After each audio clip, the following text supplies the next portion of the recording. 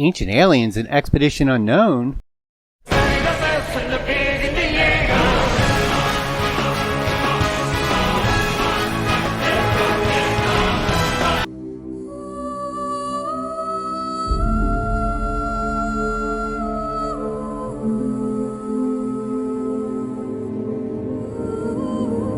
Did our ancient ancestors have contact with ancient gods that taught them the secrets of shipbuilding, turning him into the titans of industry we are today? Did Jules Verne leave behind ancient wisdom to inspire young filmmakers to show mankind a way to survive when nature and science collide?